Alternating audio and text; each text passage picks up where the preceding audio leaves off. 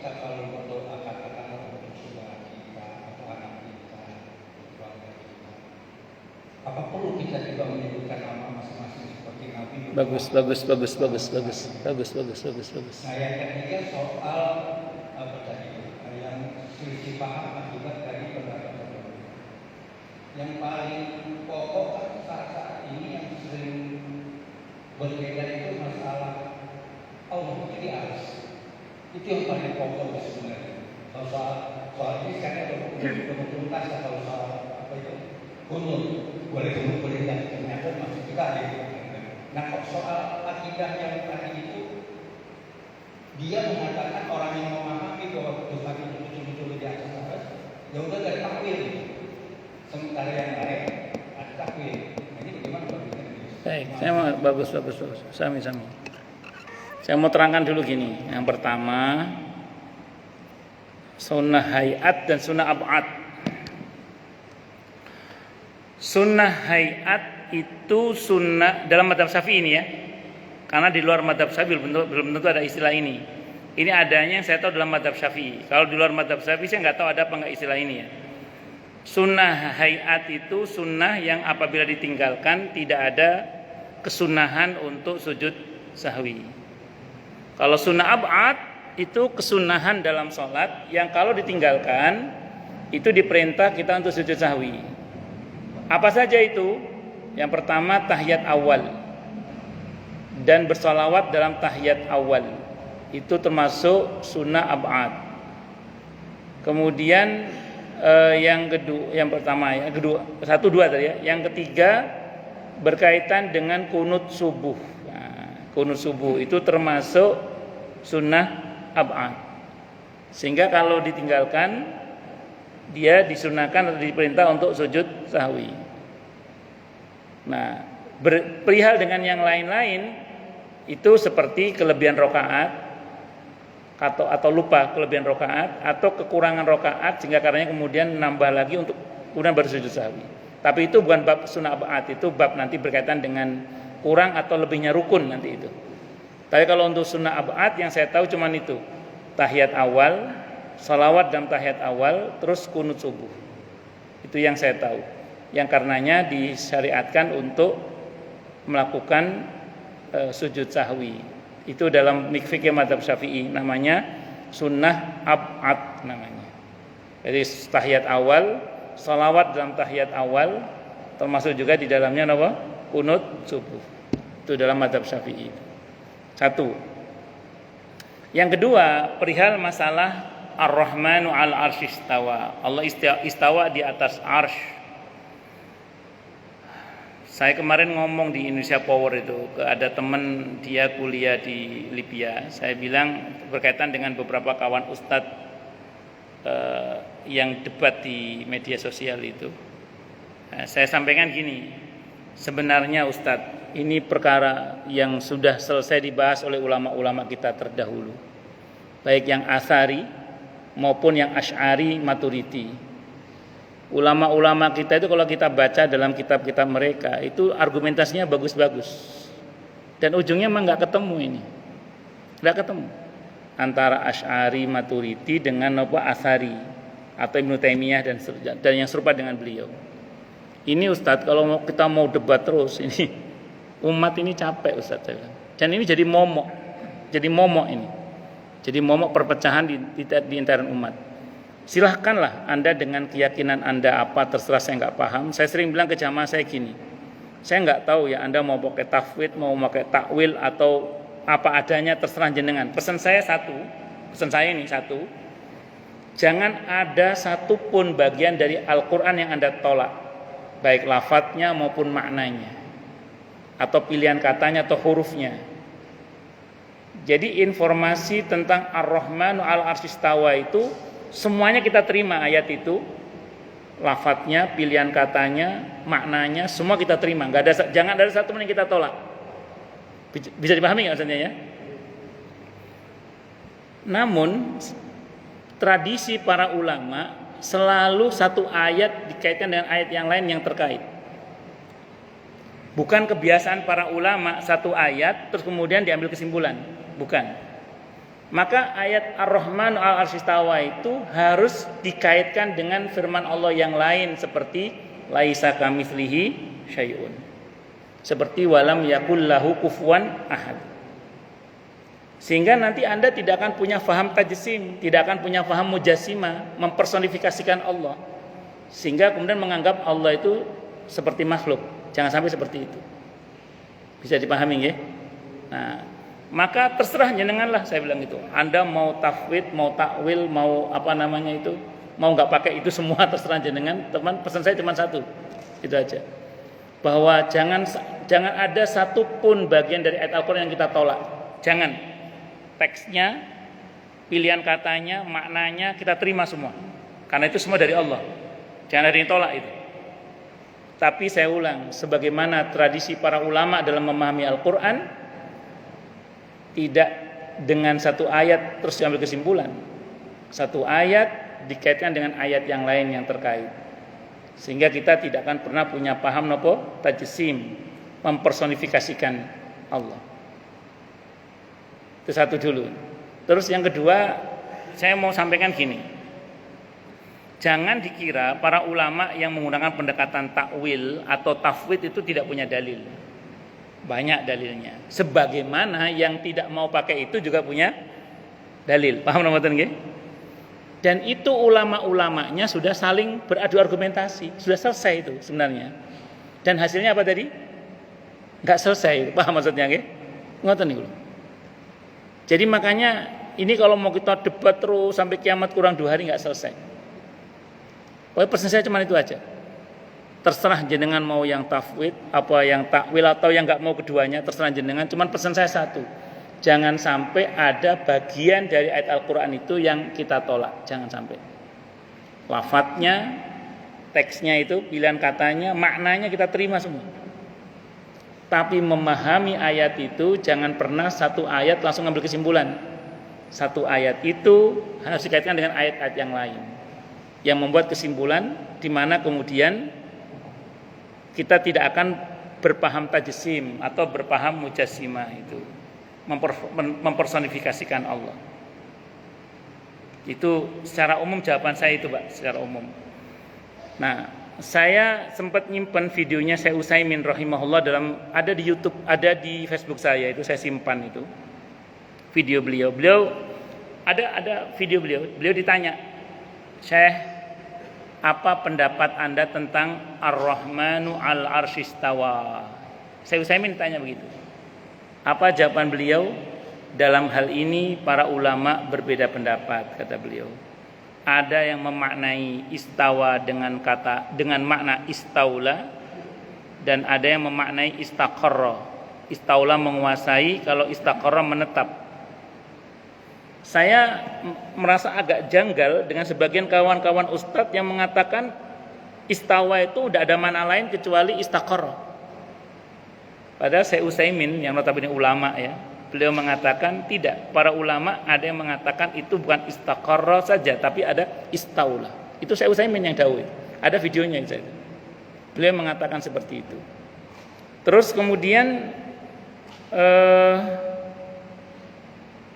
ya banyaklah, Pak. Panjang kalau mau kita diskusikan. Tapi intinya itu pesan saya ini. Pesan saya, mohon maaf, saya tidak tahu Anda termasuk yang mana. Terserah panjenengan, apa yang tafwid, takwil, nopo yang enggak mau keduanya terserah jenengan. Apa Anda Asy'ari atau Asy'ari atau Maturidi. Tolong kalau Imam Maturidi jangan dicela ya. Beliau itu salaf loh. Saya pernah menyaksikan ada orang yang menyesatkan, ada orang tanya saat itu di akun media sosial itu, Anda akidahnya apa? Saya Maturidi. Maturidi itu sesat bla bla. Tolong catat baik-baik. Imam Maturidi itu hidup di tahun 200-an. Beliau masih salafus soleh. Jadi akidahnya Imam Maturidi itu akidah salafus soleh. Hati-hati itu. Oke lah kalau Imam Asy'ari mungkin perdebatannya panjang lah. Tapi Maturidi sifat 20 itu Maturidi. Karena kalau Imam Asy'ari bukan 20, 13. Wujud, kita, baqa, mukhalafatul hawadisi, qiyamu binafsi, wahdaniyah, qudrat, iradat, ilmu, hayat, sama, basar, kalam. Lanjutannya itu qadiron, muridan, aliman, hayyan, samian, basirun, mutakaliman, itu Maturidi. Jadi justru sifat 20 itu Imam Maturidi, itu salafus saleh itu. Bukan ulama khalaf, bukan, beliau ulama salaf. Maka hati-hati yang mengatakan Imam Maturidi sesat. Hati-hati yang mengatakan orang yang berakidah Maturidiyah itu sesat. Hati-hati. Imam Maturidi termasuk salafus saleh. Sifat 20 itu bukan Asy'ari yang saya tahu, yang saya pelajari ya. Sifat 20 itu Maturidi. Kalau Asy'ari 13. Bukan 20. Itu yang saya tahu.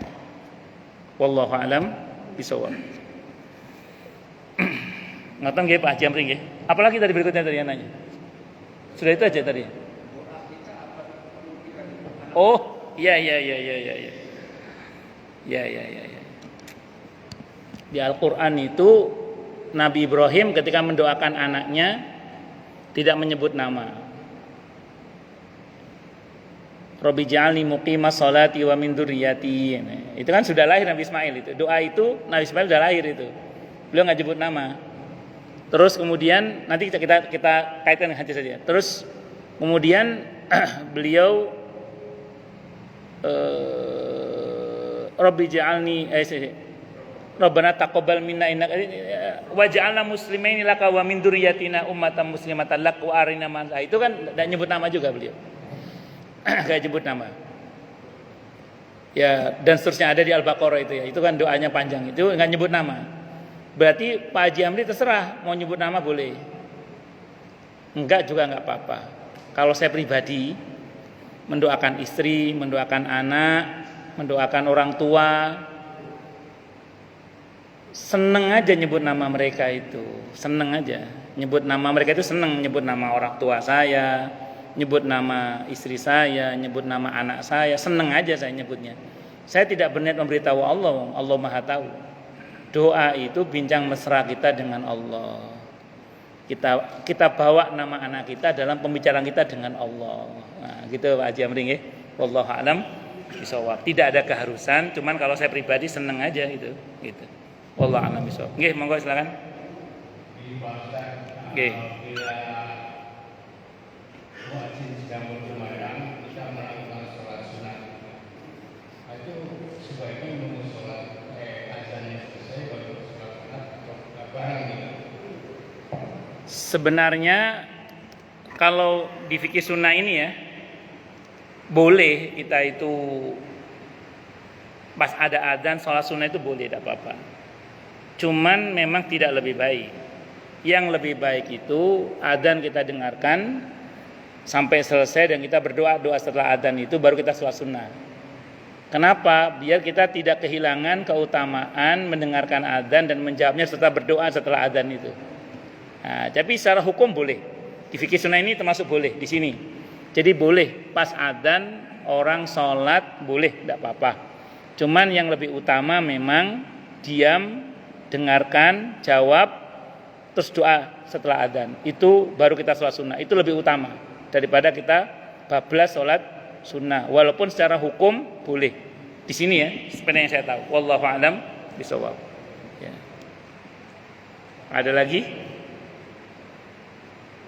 Cukup dulu nggih?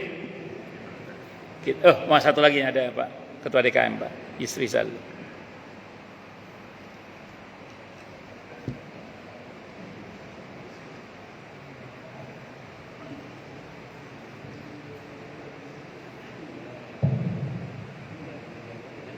Terima kasih Pak Ustaz. Assalamualaikum warahmatullahi wabarakatuh. Waalaikumsalam warahmatullahi wabarakatuh. Kembali saya mengatakan terima kasih atas pencerahan Pak Ustaz. Ya, melihat di masjid kita di Jakarta ini tergantung kepada jemaahnya. Ya, apakah akan berkunut atau tidak? Ya, kalau misalnya imamnya berkunut, nah makmumnya juga berkunut. Kalau imamnya tidak berkunut, makmumnya juga tidak berkunut dan tidak ada satupun yang protes. Ini alhamdulillah. Alhamdulillah. Beda dengan tempat-tempat yang lain. Ya. Pengetahuan saya, ya, kalau imamnya sebagaimana yang baru saya katakan, Ya. ya, bahwa sepertinya hal yang wajib, ya, hal seperti sejarah itu. Pak Ustadz mengatakan memang ya, sampai hari kiamat kurang 2 hari ini masalah tidak akan selesai. Tapi Pak Ustadz, kenapa kok timbul ada perbedaan seperti itu? Bukankah ya, Rasulullah sudah mencontohkan satu gambaran itu mulia. Ya, apakah Rasulullah itu pernah berkunut? Apakah Rasulullah itu tidak pernah berkunut? Nah, sepengetahuan saya memang ada perbedaan silah. Saya mendapatkan ilmu dari Pak Ustadz juga di depan ini, ya, ada perbedaan seperti salat sunat. Rasulullah ketika ditanya oleh para sahabat mengatakan berapa salat sunat itu? Masna. Akan tetapi Pak Ustadz juga mengatakan waktu itu ketika Siti Aisyah melihat Rasulullah salat pada malam hari, salat sunat itu ada 4 rakaat. Nah ini ya salah satu salah satu petunjuk bahwa 2 rakaat boleh, 4 rakaat boleh. Tapi kunut ini apakah memang Rasulullah pernah berkunut dan tidak pernah berkunut? Nah itu. Kemudian yang kedua Pak Ustadz, ini terkait masalah wirid, ya, atau ada doa-doa sesudah kita sholat. Nah biasanya kalau imam tetap tuh Pak Ustadz itu membacakan ada wirid, ya, atau ya ada memimpin doa. Kalau di sini tidak, ya, tergantung kepada imamnya. Ya, kalau imam hampir semua imam di sini tidak, ya, membantu jemaah untuk wirid seperti itu. Nah, Pak Ustadz, ya tadi juga tersinggung, ya, masalah doa itu menyebut nama. Boleh, kalau misalnya nama yang terkadang kita, anak istri dan sebagainya. Tapi ada nama yang disebutnya kita tidak tahu. Ya, ini sangat sensitif sebenarnya untuk disampaikan. Ada yang mengatakan Abdul Qadir Jalan itu siapa? Kenapa enggak Abu Bakar sekalian? Ya, apakah Abu Bakar itu dia kurang daripada Abu Bakar Jalan dan sebagainya? Ya, atau ada imam yang 4? Nah inilah yang menyebabkan Pak Ustadz, ya, kita kadang-kadang ragu untuk mengikuti yang wirid yang dibantu oleh imam. Karena juga urutannya beda-beda. Di masjid yang lain kita mengikuti wirid itu urutan yang dibacanya berbeda, di sini berbeda lagi, ini versinya masing-masing.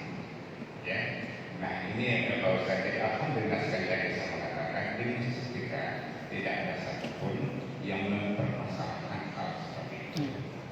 Nah jadi ini hanya sebagai bukan pertanyaan Pak Ustadz, tapi adalah mengklarifikasi saja ya, apa yang terjadi di masjid kita Al-Qur'an. Yang kita sangat bersyukur ini jamaah betul-betul ya kompak, betul-betul sejuk, ya, dan tidak ada hal-hal yang bergesekan antara pemahaman ya, yang satu dengan pemahaman yang lain. Terima kasih Pak Ustadz. Assalamualaikum warahmatullahi wabarakatuh. Tadi di buku ini disebutkan hadis yang riwayat Ahmad, At-Tirmidzi, Ad-Daruqutni, Al-Hakim, Al-Baihaqi, dan dinyatakan sahih hadisnya. Sahabat Anas ibn Malik radhiyallahu anhu mengatakan bahwa Nabi kunut subuh hingga beliau meninggal dunia. Berarti kunut subuh Nabi melakukan, walaupun hadis itu dikritik. Tadi saya bilang biasalah itu, hadis dikritik itu biasa, enggak cuma masalah itu aja, banyak yang lain. Sehingga mazhab Syafi'i dengan PD-nya ya mengatakan kunut subuh itu sunnah ab'ad. Kenapa? Karena hadisnya sahih. Itu satu dulu Pak ya, satu dulu. Nah, demikian juga Imam Hanafi, beliau termasuk yang PD juga mengatakan ai muhdas, itu perkara baru.